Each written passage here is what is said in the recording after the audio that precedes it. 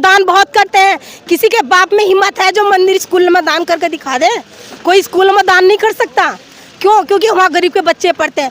मंदिर में दान होता तो पैसा कौन खाता? यही लोग तो खाते हैं, यही योगी खाते हैं या मोदी जी खा रहे। इन्होंने बना दिया, अयोध्या मंदिर बना दिया। राम पहले नहीं था, अभी आया। सिकंदर है और सिकंदर कभी हालात के सामने झुका नहीं करते। तारा आसमान से टूट जाए तो जमीन पर गिरा नहीं करते, और गिरते हैं हजारों दरिया समंदर में, लेकिन कभी कोई समंदर किसी दरिया में नहीं गिरते। बहुजन समाज पार्टी दरिया है।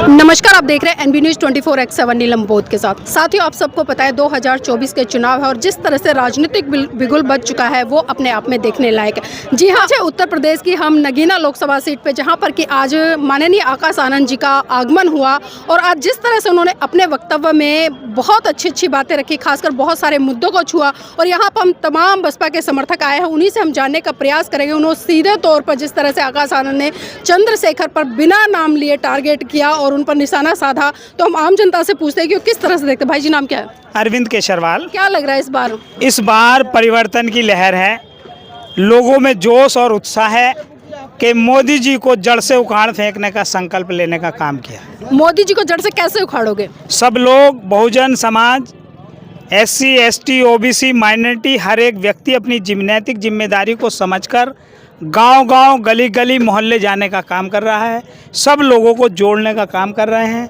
हाथ जोड़कर विनती कर रहे हैं कि सब लोग इकट्ठा होकर एक साथ आएं और आने वाली 19 तारीख को हाथी के सामने वाला बटन दबाकर अपने अपने क्षेत्र के, जैसे नगीना से एडवोकेट सुरेंद्र पाल जी हैं, इन्हें भारी मतों से जिताकर बहन मायावती जी के हाथों को मजबूत करना है। बहन कुमारी मायावती जी के हाथों को मजबूत कैसे करेंगे? क्योंकि 2022 के जब चुनाव हुए, पूरा उत्तर प्रदेश सिर्फ एक विधानसभा सीट पर सिमट कर रह गया, और अभी लोकसभा के चुनाव आप लोग दम भरते हैं कि हम बहन जी को प्रधानमंत्री बनाएंगे। तो प्रधानमंत्री किस तरह से बनाएंगे, ये थोड़ा हमारे दर्शकों को बताएं। हम जो हैं बूथ लेवल पर काम है, गाँव-गाँव, मोहल्ले-मोहल्ले, गली-गली जाकर 10-10 लोगों की, 5-5 लोगों की टोलियाँ गांव-गांव, घर-घर जा रही है और वोटरों को समझाने का काम कर रही है। वंचित वर्ग को, बहुजन वर्ग को, अल्पसंख्यक वर्ग को, सामान्य वर्ग को, गरीब वर्ग को एक एक वोट जोड़ने का काम, जो मोदी जी के बहकावे में आकर इधर उधर फिसल गए थे, रास्ते से भटक गए थे, उन्हें हम संगठित कर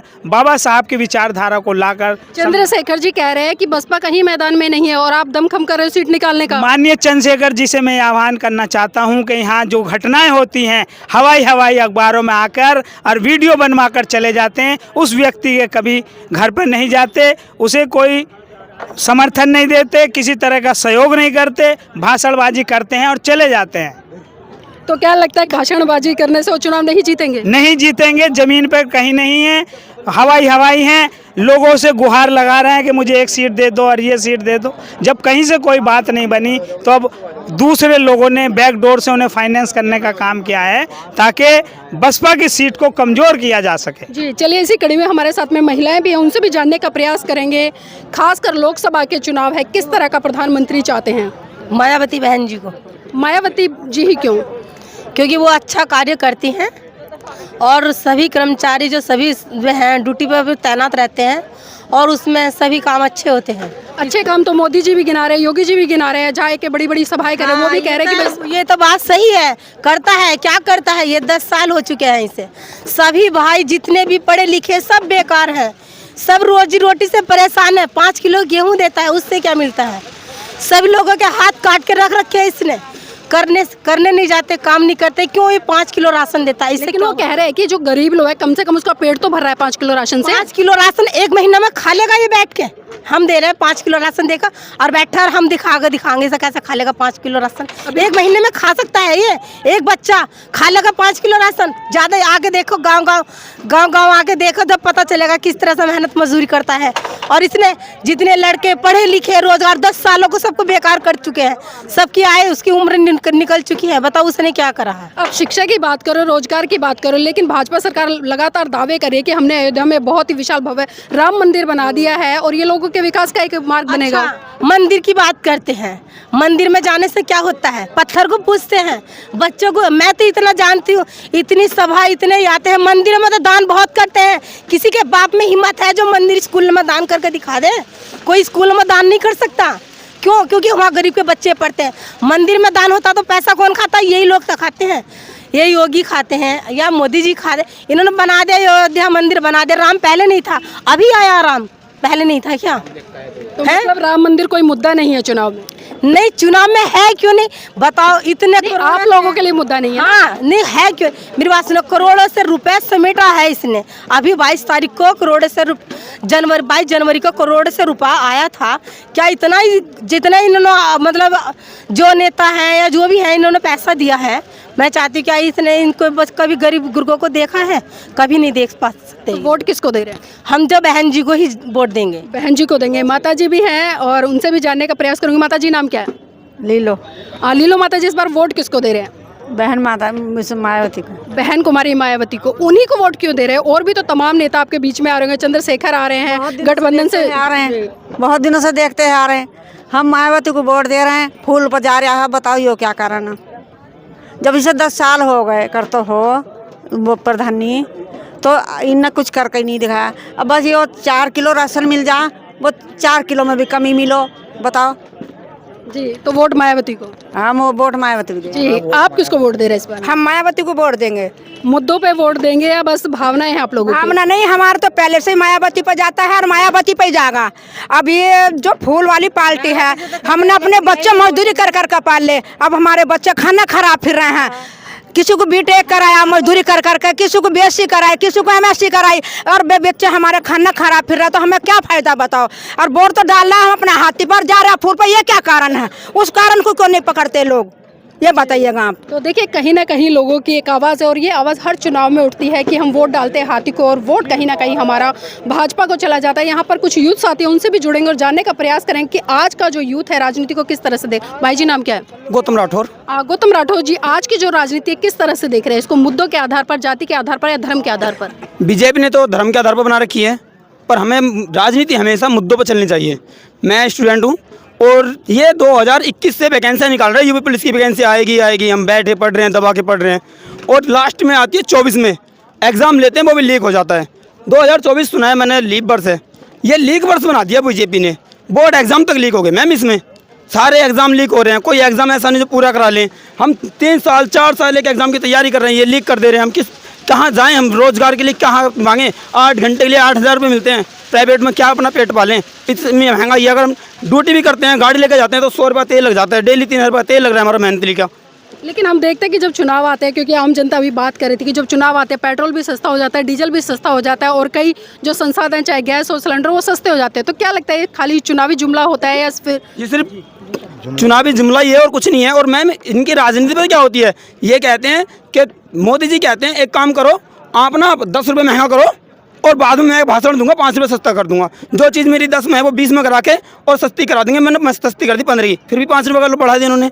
ऊपर से बढ़वाते हैं, बाद में 1 रुपये कम करके दिखाते हैं। जब 2014 से पहले 60 रुपये तेल था, तब भी 13 रुपये बैरल तेल था कच्चा तेल, और आज 57 रुपये तेल, आज 20 रुपये बैरल तेल है कच्चा तेल। तो मैम कहाँ रेट बढ़ा तेल का? कच्चे तेल का रेट नहीं बढ़ रहा, पर हमारा जो पेट्रोल डीजल है, फिल्टर वगैरह, इसका इतना रेट बढ़ रहा है। तो आप बसपा की तरफ जा रहे हो? जी। तो क्या लग रहा है, बसपा ये सीट जीत रही हाँ, है? ये पूर्ण तरीके से जीत रही है। किस तरह से जीत रही है? सारे जनार्दन मायावती जी के साथ है और था और रहेगा। लेकिन देख रहे हैं कि जो चंद्रशेखर आजाद है उसकी रैलियां काफी बड़ी बड़ी दिखाई दे रही है और काफी भीड़ है। काफ़ी भीड़ तो एक नाबालिग है। और मैडम हमारा देश ऐसा अगर बुलडोजर चला तो अभी बिना काम के उनका कोई काम नहीं है, 10 आदमी खड़े हो जाएंगे। कोई भी रैली निकलेगी तो देखने आते हैं, घूमने जाते हैं, पर सबको पता है कि वोट हाथी पे जाना है। जी बाबूजी, आप क्या कह रहे थे?